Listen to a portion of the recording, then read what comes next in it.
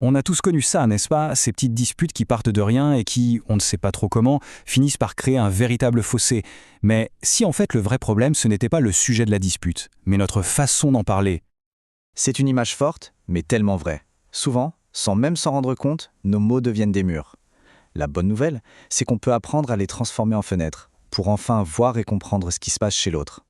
Bon, alors entrons dans le vif du sujet. Le psychologue Marshall Rosenberg a mis un nom là-dessus. Il parle de communication qui bloque la compassion.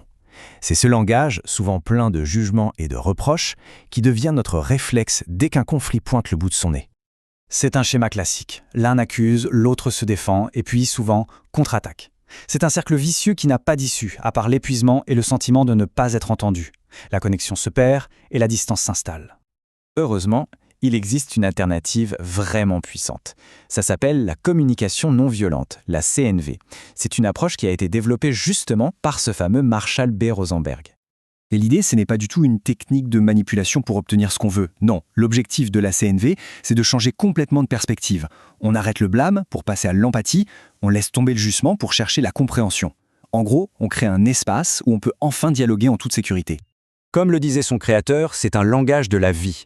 C'est bien plus qu'une simple technique de communication. C'est une vraie transformation dans notre manière de voir les relations et les conflits. Une façon de se reconnecter à notre compassion naturelle. Alors concrètement, comment on fait? Eh bien la CNV nous donne un outil super pratique, une sorte de boussole pour naviguer dans les conversations difficiles. C'est une méthode en 4 étapes avec un acronyme facile à retenir, OSBD. Retenez bien ces 4 lettres, OSBD.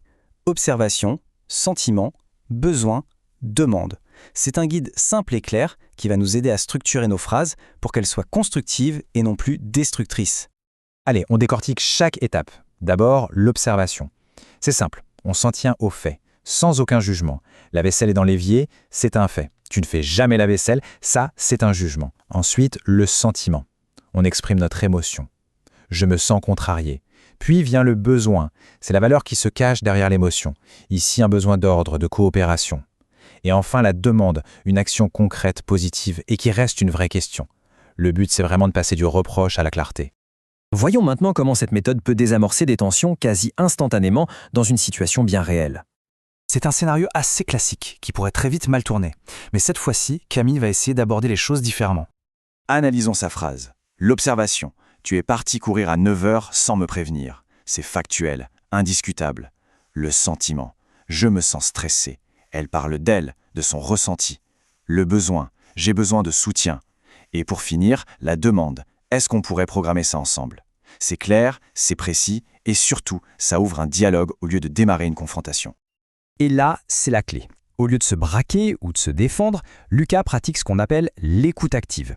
Il reformule ce qu'il a compris du besoin de Camille, et en faisant ça, il lui montre qu'il a entendu, qu'il a de l'empathie. Et le résultat est immédiat. À peine Lucas a-t-il fini sa phrase que la tension retombe. Le conflit qui se préparait vient de se transformer en un moment de connexion et de résolution de problèmes. Et ils ont trouvé une solution, ensemble, et leur lien en sort renforcé. Et attention, ce n'est pas juste une jolie histoire pour faire rêver. L'impact de ces techniques est tout à fait mesurable. 42%! C'est juste énorme! Ça veut dire qu'on ne parle pas seulement de disputes moins destructrices, mais aussi de disputes beaucoup plus courtes. C'est bien la preuve que cette approche a un impact très concret sur la santé de nos relations. Alors attention, même avec les meilleures intentions du monde, il y a quelques pièges à éviter. Par exemple, un jugement caché, comme tu ne m'écoutes jamais, n'est pas une observation. Un faux sentiment, comme je me sens attaqué, est en réalité une pensée qui accuse l'autre. Une demande vague, comme sois plus présent, ça ne veut rien dire de concret. Et surtout, si l'intention de départ est de gagner la dispute et de prouver qu'on a raison, la CNV ne pourra pas fonctionner. Savoir utiliser l'OSBD dans un conflit, c'est déjà un grand pas. Mais pour vraiment transformer une relation sur le long terme, l'idéal est d'intégrer cette communication bienveillante dans le quotidien. Voici 3 petits rituels tout simples à essayer. La minute météo le matin pour se connecter avant de démarrer la journée. Le thé de gratitude pour se concentrer sur le positif. Et le journal croisé en fin de semaine pour prendre un peu de recul ensemble. Ce sont de petites habitudes, mais qui peuvent amener un grand changement. Et c'est peut-être ça le point le plus important à retenir. Le but, ce n'est pas de vivre dans un monde sans conflit, c'est de les transformer. Chaque désaccord peut alors devenir une chance de mieux se comprendre, de clarifier ses besoins et finalement, de renforcer la connexion. Voilà la question sur laquelle on peut réfléchir. En changeant notre regard sur le conflit, on change nos relations. Alors la prochaine fois que la tension monte, au lieu de construire un mur, pourquoi ne pas essayer d'ouvrir une fenêtre ?